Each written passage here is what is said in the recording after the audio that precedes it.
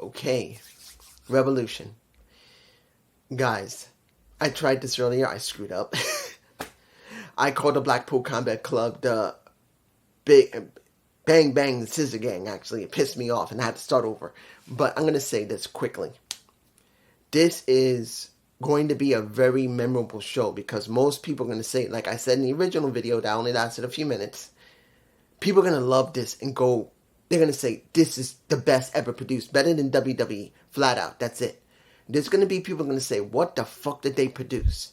You got possibly 2 or 3 people hurt that could be out because of it. And you don't know. And there's going to be people who's going to say this. There's just no way they're not going to.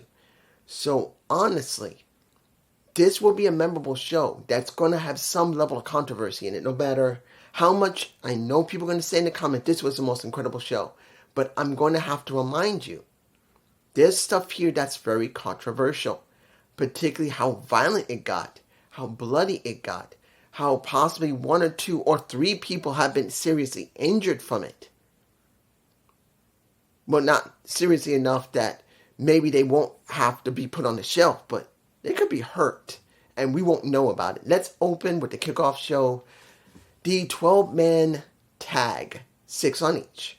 We got Bang Bang Scissor Gang, and we got, and this is where it gets so confusing because if this is being done on Collision, which I didn't see, well, my guess, it might be either ROH or it's going to be Rampage. You got Private Party, who wanted a new partner. They got Willie Mack, which I could understand.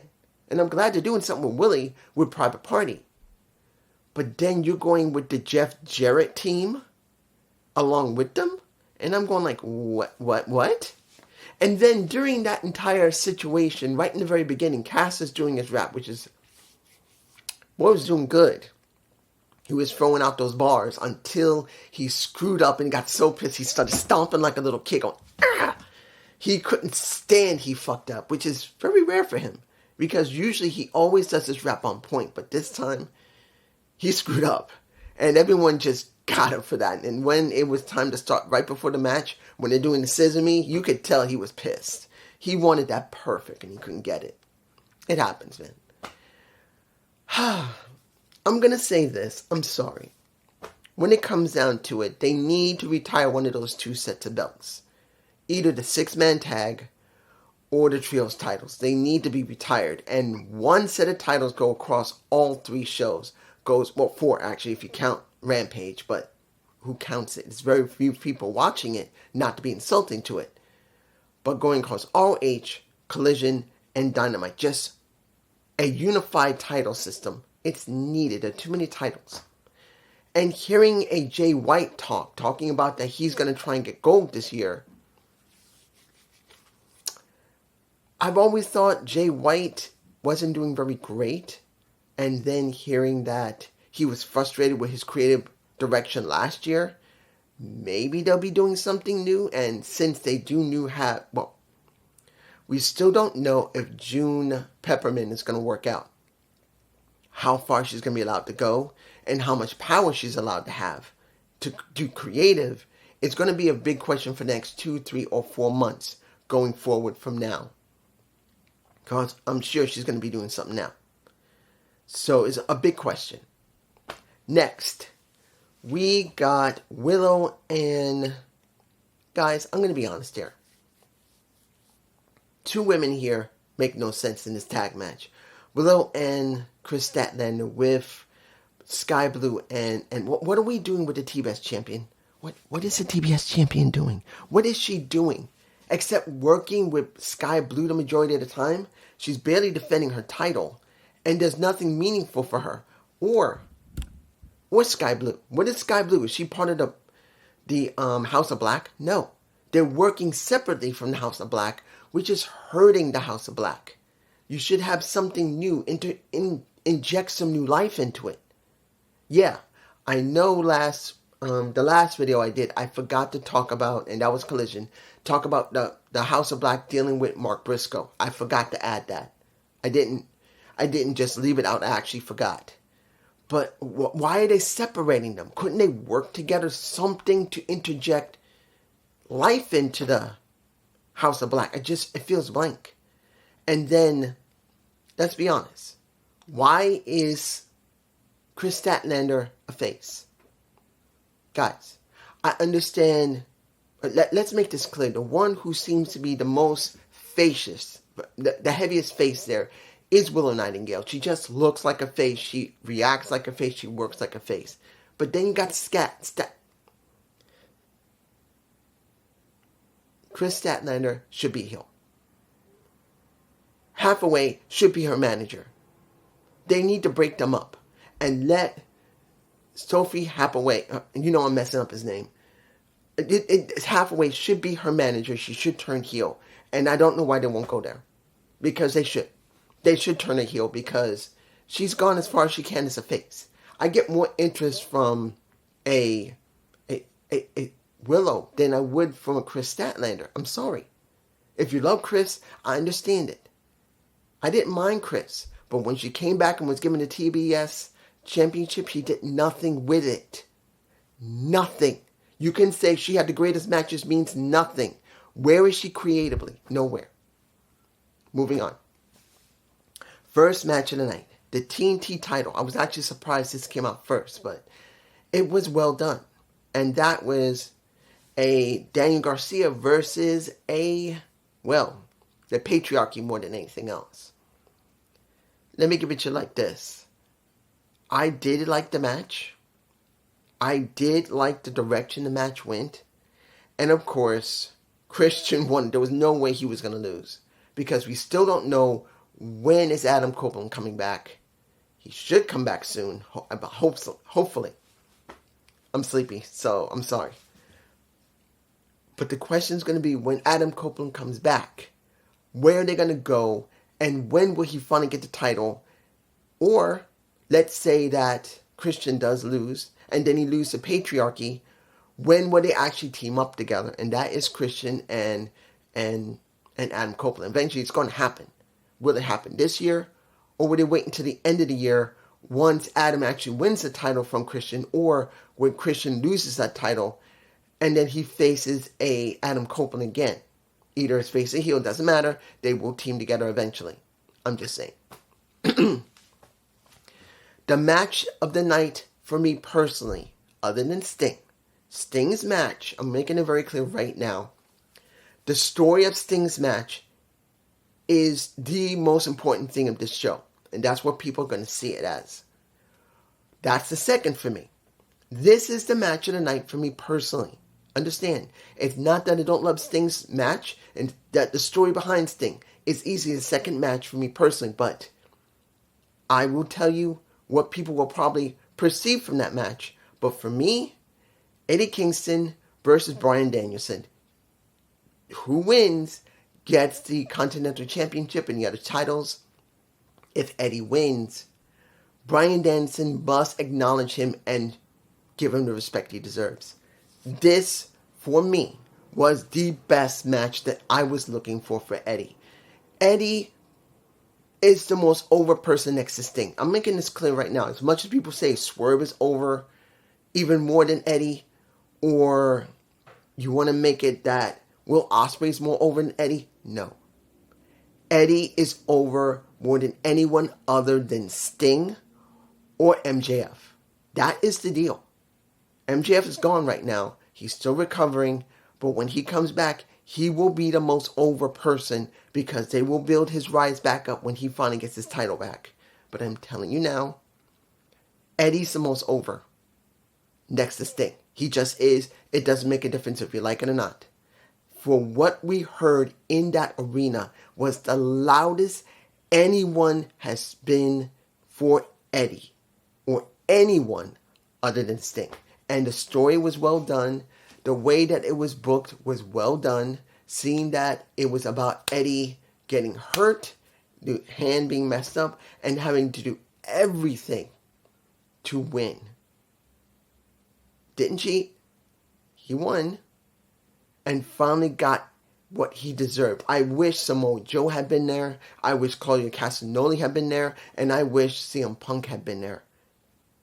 I wish they had been at ringside where he finally went up against one of the people he's known for years and finally got the respect he deserves.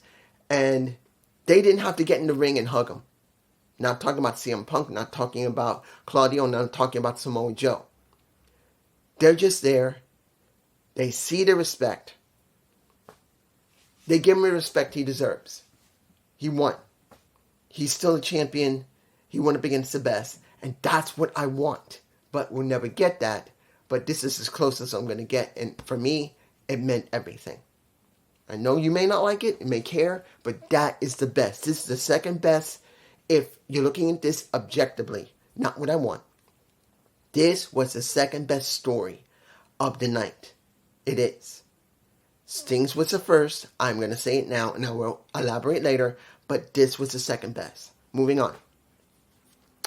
We get the 8-man scramble. We got Wardlow, Dante Martin, Chris Jericho, Powerhouse Hobbs, Hook, Lance Archer, Magnus, and Brian Cage. Now let's break this down.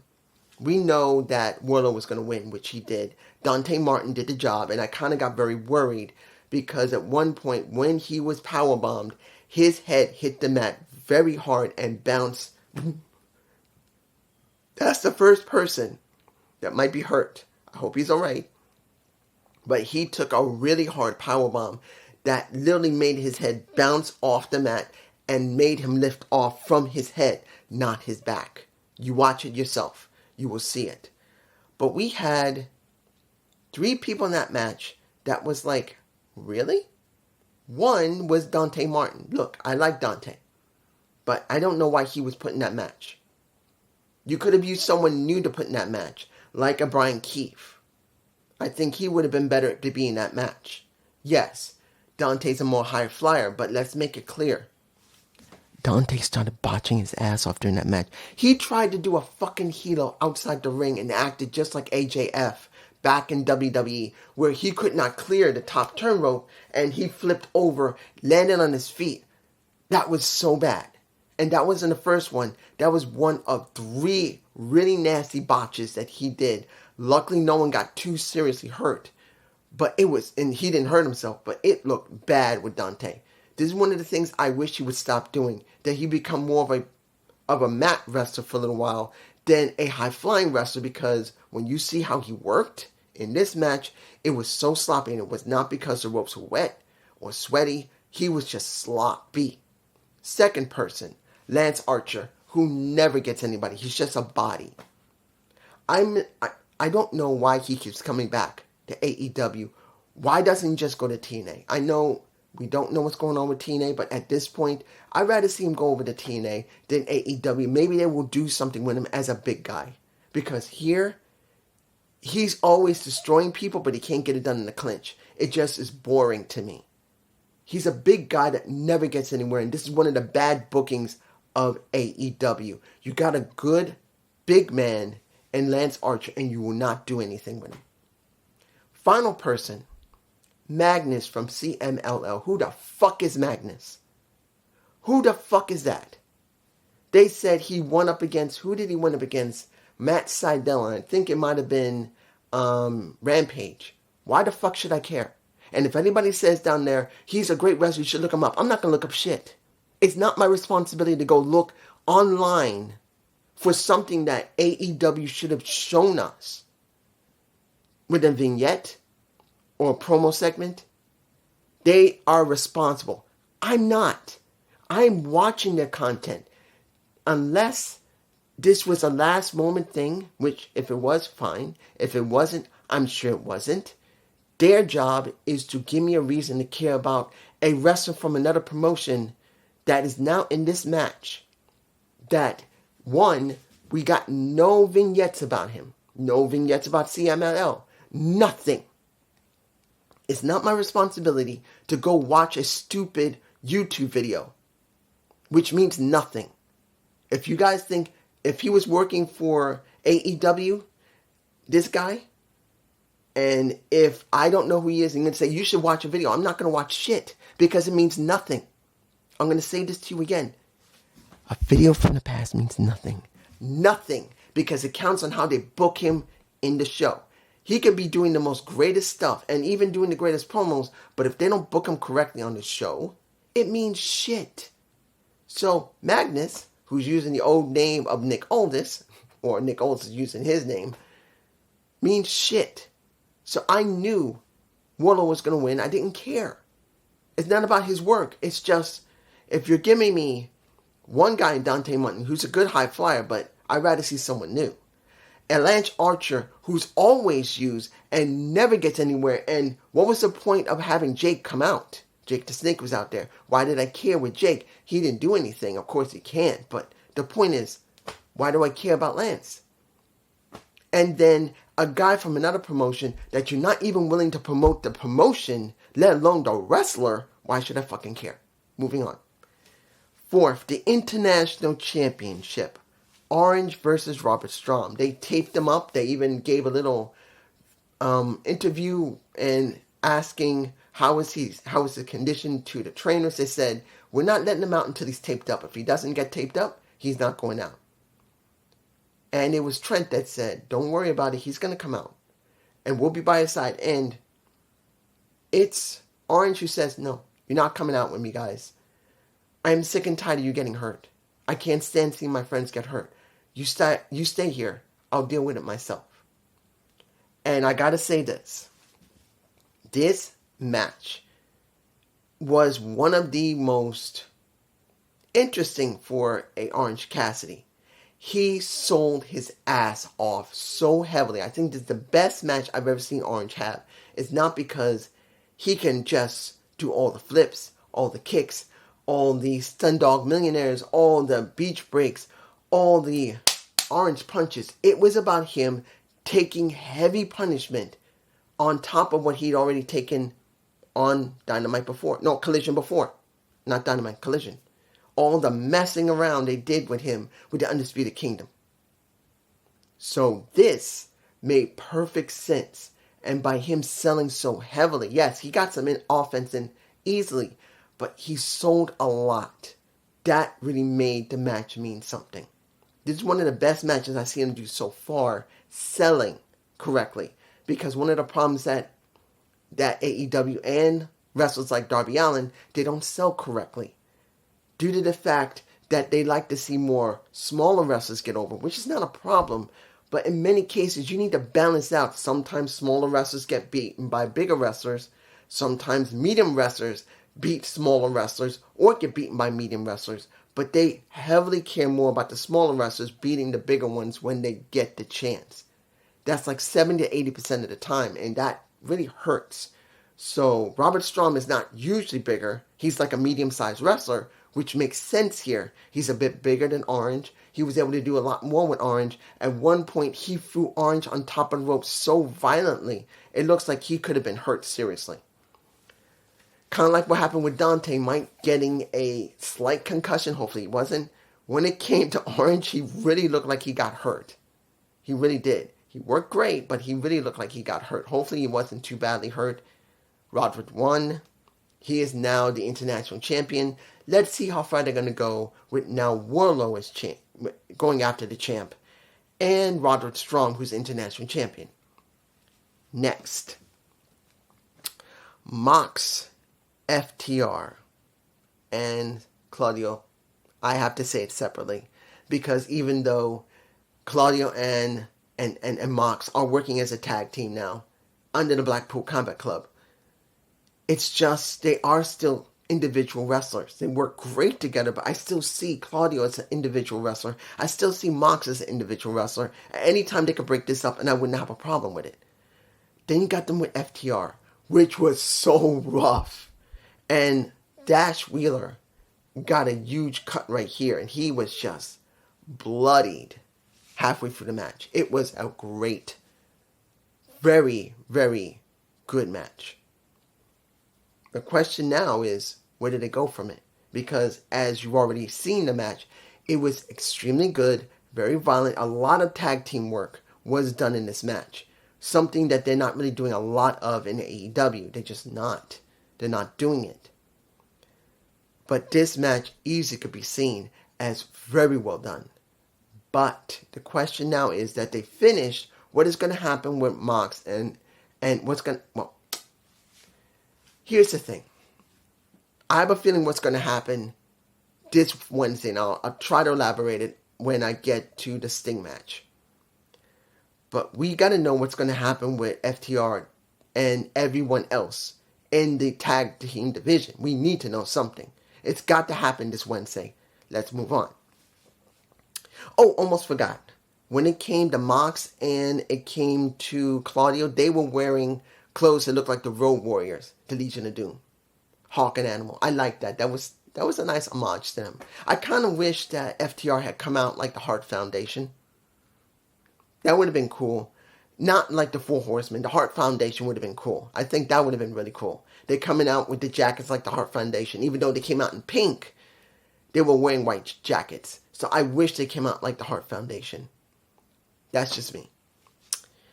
The women's. Oof. Here's where it was a little bit of a problem. The women's championship. Deonna Purrazzo versus Tasteless Toni Storm. My timeless Toni Storm. Let me give it to you like this. At first, because of everything that happened, because we'd already had the TNT match, which was good. We had the Continental Championship. That was really good. We had the 8-man scrum, which was chaotic, but wasn't that bad. The International Championship was really, really good. It was. For what it was. How Orange had to sell so heavy. So I'm getting names mixed up. There's a lot and I'm not sleepy. I haven't slept that much lately. So if I sound like I'm botching a little bit, I'm a little sleepy. I haven't been sleeping well lately. I'm an insomniac. It happens.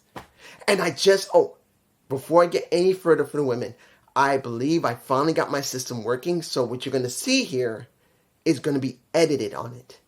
So it will be edited on my new system.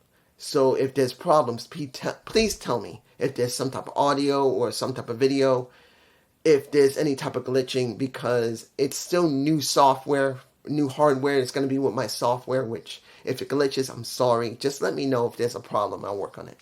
I will be reviewing it, but you guys. They had a hard time getting the fans interested at first. Yes, they loved Toni Storm. They loved Deonna. But at first, it was like this. And they had to go like this. Because everything happened before then. They were here. And they started going like this. And Deonna and Toni had to work them back up again. Believe me. Because they were quiet at first. Yes, they cheered for him a little bit. They cheered for Toni Storm. They cheered a little bit of Deonna. But the crowd was like this. And they had to be brought back up again. I wish that they could have started the show and had the crowd all to themselves and they wouldn't have to worry about having to follow anything, because it was a hard road for them. They had to bust their ass in that match. In the end, Luther and Mariah May had to help a tasteless Toni Storm, my baby, my one woman. And she retained.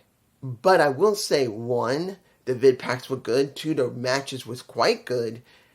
And now, three, which we all knew was going to happen. Now we got to know what's going to happen to Deonna Purrazzo, because just like a Saraya, Ruby Soho, Athena, now next to a Taya Valkyrie, we now have Deonna Purrazzo. Every last woman that comes in with huge amounts of steam, they go up like this at first, going up to the challenge for the championship or any championship. Dude. And that sucks. I hate it. Yes, it had a good story going into the pay-per-view, but now what does it happen? What happens to Deonna Purrazzo? Are they going to keep challenging each other? That would be the wisest thing to do. Let Deonna continue challenging and keep trying to get back at it. Because a lot of times they go like this, and I'm just saying. Now, almost forgot. Into the International Championship, just in case you wonder if I forgot, O'Reilly reappears. I was surprised to see him. He was offered a spot in the Undisputed Kingdom. Kyle O'Reilly said no. He said something to Roderick, but Kyle said no. So we now going to have a story with that. Got to flip it over. Next, the match where I believe someone honestly got hurt. Hopefully not seriously, but honestly got hurt. The Don Callis family versus the Don Callis family. We got Will Ospreay versus Inosuke Katesuka. It was a good strong style match. British strong style versus Japanese strong style. Strong style, not strong. You hear I'm tired. I'm going to edit this. I'll be done by 2 or 3 in the morning. And then I'm going to probably, if I can go to sleep, I will go to sleep. And I'll sleep through most of the day. That'll suck because there's stuff I want to do. But the life of a YouTuber is not easy. Anyway, this was a damn good match. But I don't know if I have the shot. If I do, it's already in my face. At one point, they were on the top turn rope.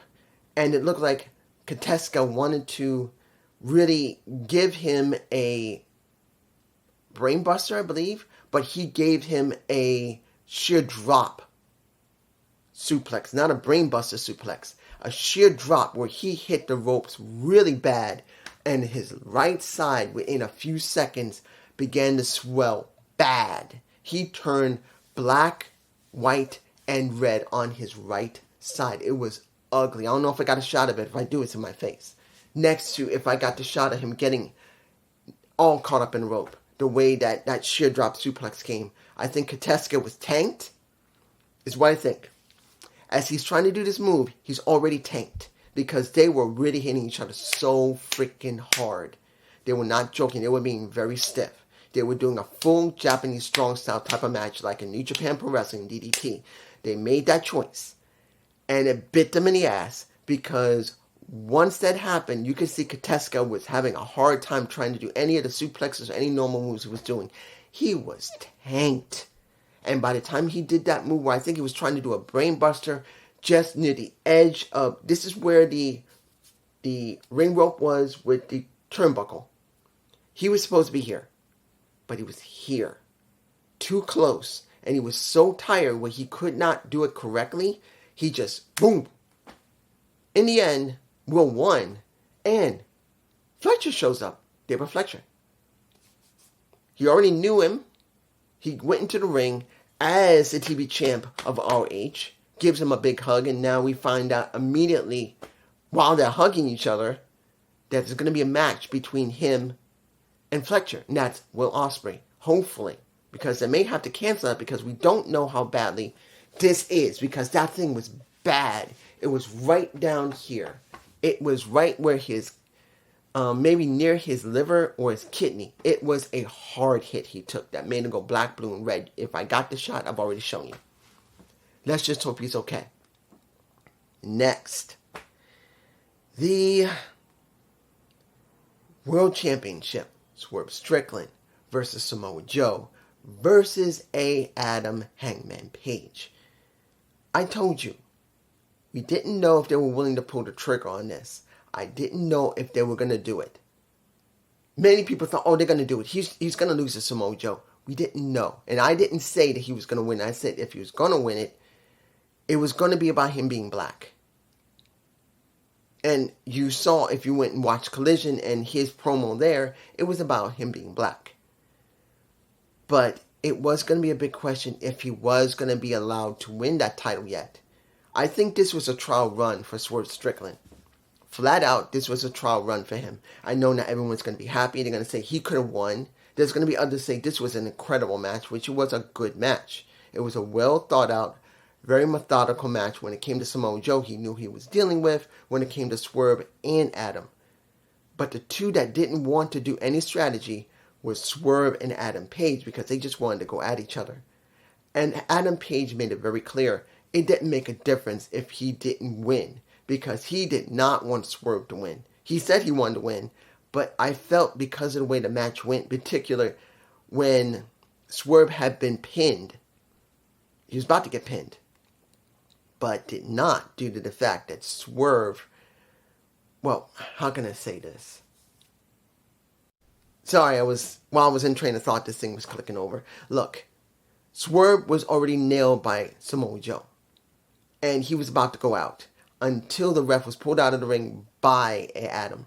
And then when the new ref came in, and that's after Hangman had nailed Joe a couple of times and used the title belt when he had to, the ref there did not give him what he wanted because he thought he was going to get it when he had nailed Swerve. Nope. Eventually, he beat up on the ref. He literally beat up on the ref because he couldn't stand it anymore. And in the end, the way it happened, when he was caught, and this was Adam, he was caught up in the, what was it? What is the name of that whole coquina clutch by Samoa Joe? He literally tapped out.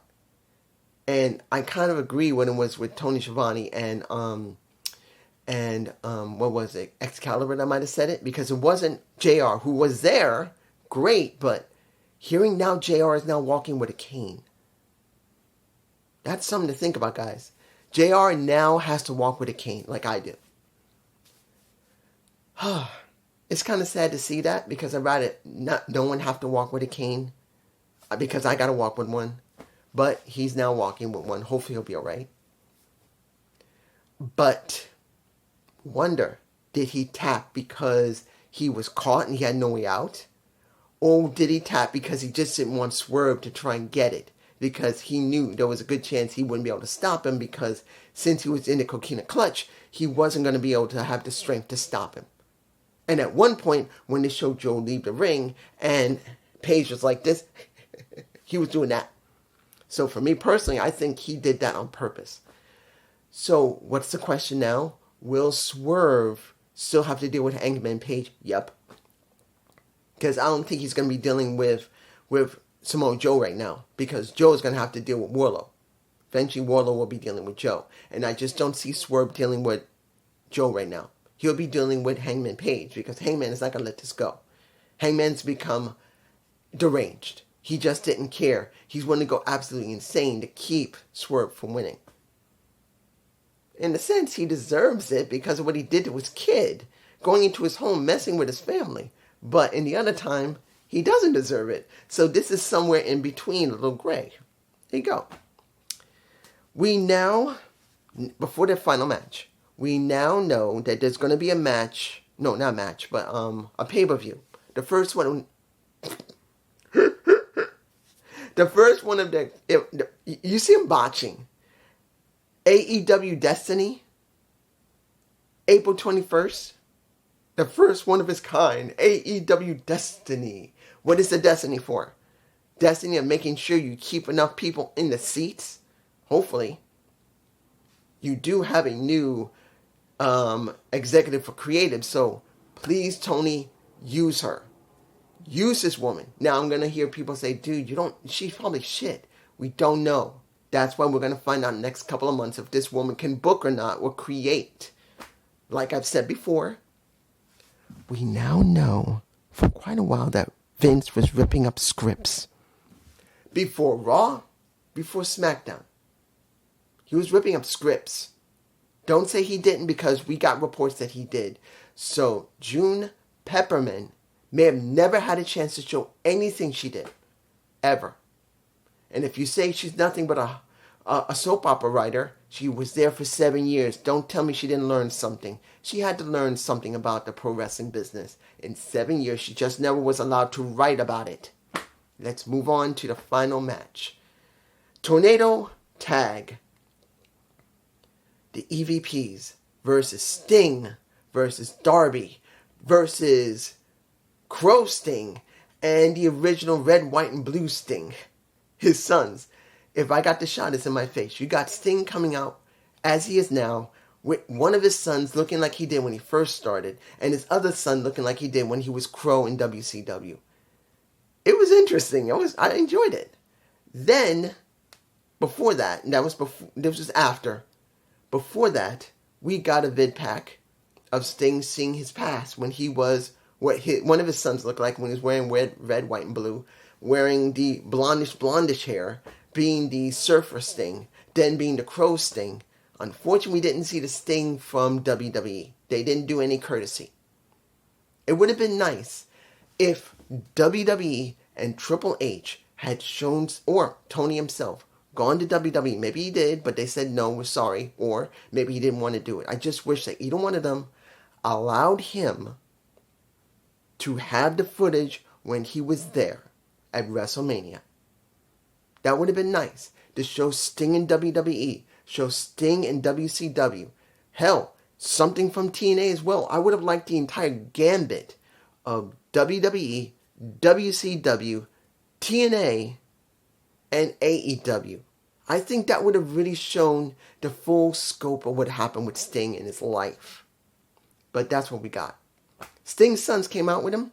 EVPs had to deal with everybody Sting's sons at one point were messed around with.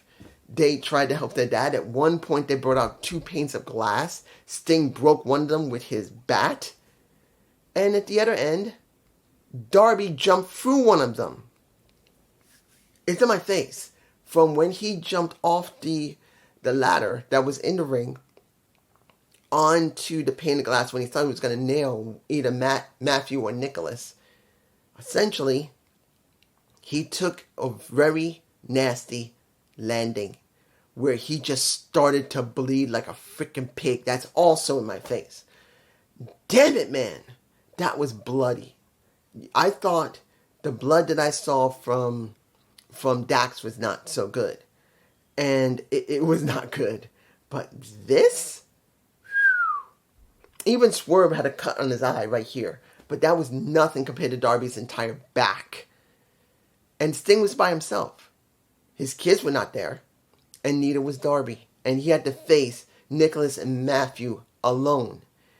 And they kicked him in the face. At one point, we did get a Ric Flair and Ricky the Dragon Steamboat interaction because they were there at the very beginnings. And I was hoping, please, no actual heavy interaction from Rick. If he had to be there, fine. If he had to take a bump, fine. Just no fighting because he looked terrible when he was in the ring the last time. I hated it. He took a hit. He tried to protect Sting at one point when he was thrown through the other pane of glass. No, there was three panes of glass, not 2, 3. Because there was one that Sting broke with a bat. The second one that Darby fell through from the ladder from the ring. And then one that was set in a corner of the ring that he broke through. He tried to protect him. He got 2 feet to the face for his trouble. So did a Ricky the Dragon Steamboat. But then we got the Stinger. The true Stinger. That he could not be stopped. It didn't matter that he was getting chopped in the face. It didn't matter if he had gone through a pane of glass. It didn't matter, none of it. He was not going to quit until he won that damn match, which he did. It was a good match. And this is where you got to see it. For me, it was the Continental Classic crown. For me personally. Because I care about Eddie.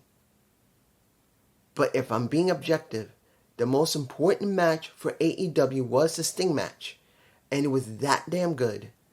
And even though it was quite bloody because of what happened with Darby, and it was very bloody, and how violent it was, yes, it was still a memorable thing that people are not going to forget for years to come. And after it was over, Sting thanked the people there. He thanked Darby, who was still bleeding, even though he was patched up a little bit. And he said from the moment he started in 88 for his first match with Rick, that 45-minute match, until now, he thanked them. Now, of course, we didn't see the remaining parts of what was said when Darby told him pretty much in his ear that he only has 3 minutes left and they're going to have to cut it short. So maybe we'll see it afterward. Maybe fans who recorded it will show it, or AEW themselves will show it after that. Now, what do I think is going to happen now? Because Sting won the match, because I think it was Matt he pinned. I'm not sure. But since Sting won the match, Darby and him are still champions, but now Sting is retired. So there's a very good possibility that either one or 2 things will happen. 1 this Wednesday on Dynamite. Tony Schiavone will be calling Sting out with Darby, and Sting will announce that he is relinquishing the title. And Darby will no longer be champion, neither will he, and they will have a tournament. That's the best way to do it. The other one will be that Sting will be allowed to retire with the current AEW title as a champ. Darby will keep one of the tag belts. Sting will keep the other. They will have brand new titles, and they will have a tournament. So either way, there's going to be a tournament. That's where I think it's going to happen. The question is going to be, how are they going to book the tournament, and what are the new titles going to look like? Because we already had the Triple B after we retired the original AEW championship. I want to see what they're going to do with this. To be honest, I wish they would combine that with the ROH titles and make a new unified AEW championship that will be covered for Dynamite, Collision, Rampage, and ROH. Just get rid of those titles, sweep them away, and just have one unified titles that can go across all the shows, and on and off you show what's going on. But it's just me. Peace. And I'm tired. I want to go to sleep, but I got to still edit this. It's going to take me at least an hour. Even with my new system, because I still have to do the images. Hopefully I got them. Peace.